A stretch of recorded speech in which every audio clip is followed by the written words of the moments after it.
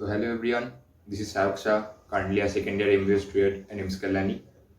पिछले वीडियो में मैंने फिजिक्स का 10 चैप्टर के बारे में बताया था जो आप अगर अच्छे से करेंगे तो आपका फिजिक्स में 140 प्लस स्कोर ऑब्वियसली आएगा। ठीक है, तो आज मैं ऐसे ही केमिस्ट्री का ऐसे 9 चैप्टर्स के बारे में बताऊंगा जो करने के बाद आपका केमिस्ट्री में भी आपका मिनिमम 120 से लेकर 140 प्लस स्कोर आपका सिक्योर हो जाएगा। उसके बाद मैं बाकी चैप्टर्स के बारे में बताऊंगा वहां से कितना क्वेश्चन आता है। ठीक है, तो वो सब सारा चैप्टर्स आप अगर अच्छे से कर लेंगे तो आपका केमिस्ट्री में 160 से लेकर 170 प्लस स्कोर लाने से आपको कोई नहीं रोक सकता। ठीक है, यह बात आप लिख के ले लीजिए।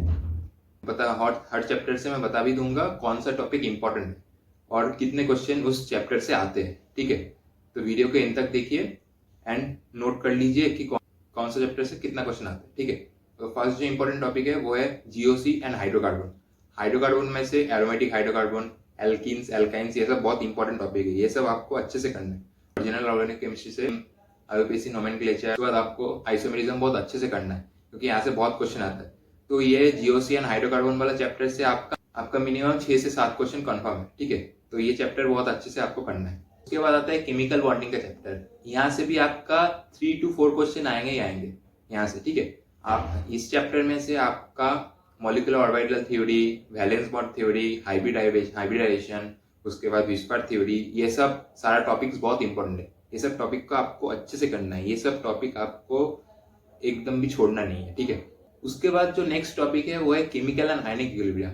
ये चैप्टर थोड़ा टफ है मैं मानता हूँ, पर यहाँ से आपका 2 से 3 क्वेश्चन आएंगे ही आएंगे। और इनमें से जो इंपॉर्टेंट टॉपिक्स है वो है आपका पीएच निकालना, एसिड बेस थ्योरी, उसके बाद फिर सॉल्युबिलिटी प्रोडक्ट निकालना। ये सब टॉपिक आपका मोस्ट इंपॉर्टेंट पार्ट है। ठीक है, उसके बाद और भी है वो है फैक्टर्स अफेक्टिंग इक्विलिब्रियम। ये सारा टॉपिक आप अगर अच्छे से कर लेंगे तो आपको यहाँ से 2 to 3 क्वेश्चन आपका यहाँ से बन जाएगा। ठीक है, जो क्वेश्चन भी आएगा सारा बन जाएगा यहाँ से। ठीक है, तो नेक्स्ट जो चैप्टर है आपका वो है पी ब्लॉक। पी ब्लॉक का ग्रुप 17, ग्रुप 16 और ग्रुप 15, ये 3 ग्रुप बहुत इंपॉर्टेंट है। यहाँ इस 3 ग्रुप से मेनली सारा क्वेश्चन आता है। यहाँ से भी पी ब्लॉक से भी आपका मिनिमम 2 क्वेश्चन कंफर्म है। ठीक है, देन आपका आता है इलेक्ट्रोकेमिस्ट्री का चैप्टर। इलेक्ट्रोकेमिस्ट्री का चैप्टर से भी आपका 2 क्वेश्चन कंफर्म है, आएगा ही आएगा। और यहाँ से जो इंपॉर्टेंट टॉपिक्स है वो है फैराडेस लॉ, ईएमएफ निकालना, गिब्स फ्री एनर्जी और नर्स्ट इक्वेशन। ये सारा टॉपिक बहुत इंपॉर्टेंट है इस चैप्टर से। ठीक है, ये सारा टॉपिक आपको अच्छे से करके जाना है। ठीक, देन आपका इंपॉर्टेंट चैप्टर्स में से आता है डी एंड ए ब्लॉक। यहाँ से KMnO4 का पार्ट, उसके बाद फिर डी ब्लॉक में जो फर्स्ट रो का एलिमेंट्स है उसका जो अलग अलग ट्रेंड्स है वो आपको अच्छे से करना है क्योंकि वहां से क्वेश्चन आता है। और ए ब्लॉक से भी कभी भी क्वेश्चन दे देते हैं। अभी जो ट्रेंड चल रहा है वहां से ए ब्लॉक से एक क्वेश्चन रहता है। ठीक है, तो आपको वो अच्छे से करना है। तो आपका यहाँ से भी 2 से 3 क्वेश्चन बन जाएगा अच्छे से।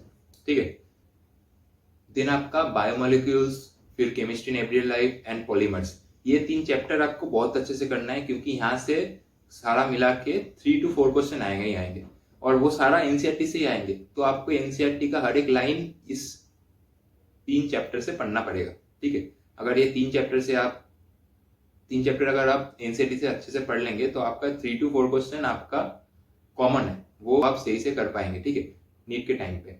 तो ये 3 चैप्टर आपको बहुत अच्छे से करना है क्योंकि यहाँ से 3 to 4 क्वेश्चन आते हैं। ठीक है, आपका है कोऑर्डिनेशन कंपाउंड वाला पार्ट। यहाँ से भी वैलेंस बॉन्ड थ्योरी, उसके बाद फिर मेटालिक कार्बोनिल्स वाला पार्ट, उसके बाद फिर वार्नर्स थ्योरी। ये 3 टॉपिक बहुत इंपॉर्टेंट है और यहाँ से भी आपका कोऑर्डिनेशन कंपाउंड से मिनिमम आपका 2 क्वेश्चन आएंगे ही आएंगे। ठीक है, तो ये टॉपिक भी आपको बहुत अच्छे से करना है। ठीक है, देन आपका है aldehyde, ketone and carboxylic acid वाला पार्ट। और इस 3 चैप्टर से आपका जो नेम रिएक्शन है एनसीईआरटी में, ये आपको बहुत अच्छे से करना है। ठीक है, क्योंकि यहाँ से 2 से 3 क्वेश्चन आएंगे आएंगे और बाकी जो अल्कोहल, फेनॉल वाला टॉपिक्स बाकी सब मिला के, मतलब ऑर्गेनिक केमिस्ट्री का बाकी टॉपिक्स मिला के यहाँ से 3 to 4 क्वेश्चन आएंगे।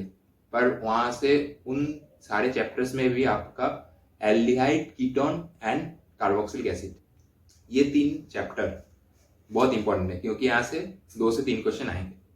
ठीक है, तो ये तो सारा हो गया जो इंपॉर्टेंट चैप्टर से इसका लिस्ट, क्योंकि ये सब से वेटेज बहुत ज्यादा आता है। ठीक है, ये सब अगर आप अच्छे से कर लेंगे तो आपका केमिस्ट्री 130 से लेकर 140 प्लस स्कोर आपका बहुत इजीली आ जाएगा।